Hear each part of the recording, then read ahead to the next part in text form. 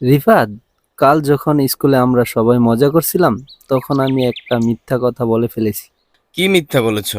আমি বলেছিলাম যে আমার নতুন সাইকেল আছে, কিন্তু আসলে সেটা আমার চাচার। আমিন, মিথ্যা বলা তো খারাপ কাজ। আল্লাহ মিথ্যাবাদীদের পছন্দ করেন না। কিন্তু আমি তো কাউকে কষ্ট দেইনি। শোনো বাবু, তোমাদের জানানো দরকার যে মিথ্যা যত ছোটই হোক তা আল্লাহর কাছে পছন্দনীয় নয়। প্রিয় নবী সাল্লাল্লাহু আলাইহি সাল্লাম বলেছেন, সদা সত্য কথা বলো, কারণ সত্য আমাদের জান্নাতের পথে নিয়ে যায়। দেখলে আমিন, মিথ্যা না বলে সত্য বললেই বরং সবার ভালোবাসা পাওয়া যায়। আসসালামু আলাইকুম হুজুর। ওয়ালাইকুম আসসালাম। হুজুর, আমিন একটা প্রশ্ন নিয়ে এসেছে আপনার কাছে। বলো বেটা, কি জানতে চাও? হুজুর, মিথ্যা বলা কি অনেক বড় পাপ? হ্যাঁ বেটা, আল্লাহ বলেছেন সত্য কথা বলো এবং মিথ্যা থেকে দূরে থাকো।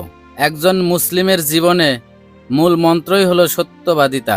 হুজুর, তাহলে যারা সবসময় সত্য কথা বলে তাদের কি আল্লাহ বেশি ভালোবাসেন? একদমই ঠিক। নবী সাল্লাল্লাহু আলাইসাল্লাম নিজে ছিলেন আল আমিন, অর্থাৎ বিশ্বাসযোগ্য। তার জীবনের প্রতিটি কাজেই ছিল সত্য আর সততা। আব্দুল্লাহ, আমি সিদ্ধান্ত নিয়েছি যে কাল স্কুলে গিয়ে সবার সামনে সত্যটা বলে দেব। এটা খুব ভালো কাজ হবে আমিন। আল্লাহ তোমাকে ক্ষমা করবেন। আমি মিথ্যা বলার অভ্যাসটা আজ থেকে ত্যাগ করব। বন্ধু, সত্যবাদিতা শুধু দুনিয়ায় নয়, আখেরাতেও শান্তি এনে দেবে। সবসময় সত্য পথে চলার চেষ্টা করো। আমি এখন বুঝে গিয়েছি সত্য বলার মাঝেই শান্তি। আব্দুল্লাহ, গতকাল আমার আব্বু আমাকে বকা দিয়েছেন, তোর আব্বু তোকে বকলো কেন? কারণ আমি আবারও একটি মিথ্যা কথা বলে ফেলেছি। তোমাকে বলেছিলাম মিথ্যা কথা থেকে বিরত থাকো। মিথ্যা বলা তো খুব খারাপ কাজ আমিন। তবে কি হয়েছিল?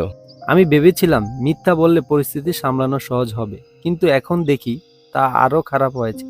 হ্যাঁ বেটা, সত্য কথা বলার পাশাপাশি কখন কিভাবে কথা বলতে হবে সে কৌশলটাও শিখতে হবে। কৌশল মানেই কি দাদু?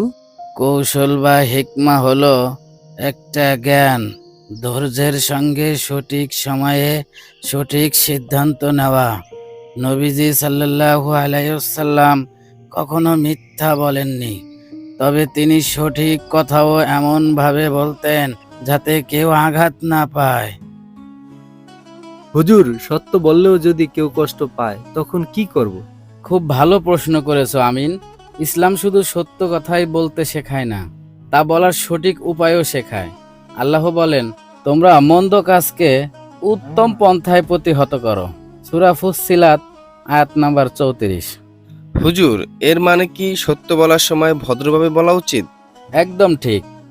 নবীজি সাল্লাল্লাহু আলাইহি ওয়াসাল্লাম একবার একজন সাহাবীকে বলেছিলেন, তুমি যদি ভালো কথা না বলতে পারো তবে চুপ থাকো। সত্য বলার সময় এমন ভাবে বলতে হবে যাতে কেউ কষ্ট না পায়। আব্দুল্লাহ, আমি বুঝতে পারছি সত্য কথা বলার পাশাপাশি কিভাবে বলতে হবে সেটাও শেখা জরুরি। ঠিক তাই। আরেকটা কথা মনে রাখো, সত্য বলা মানেই রাগ বা অপমানের ভাষায় বলা নয়। ভদ্র আর ধৈর্যশীল হওয়া জরুরি। দারুণ, তোমরা হিকমার অর্থ বুঝতে শিখেছ।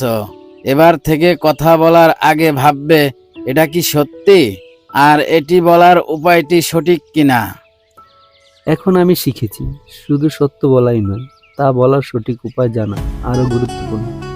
সত্যবাদিতা আমাদের জীবনকে সুন্দর ও আলোকিত করে। তাই আসুন আমরা সবাই সত্য কথা বলি এবং মিথ্যা থেকে দূরে থাকি।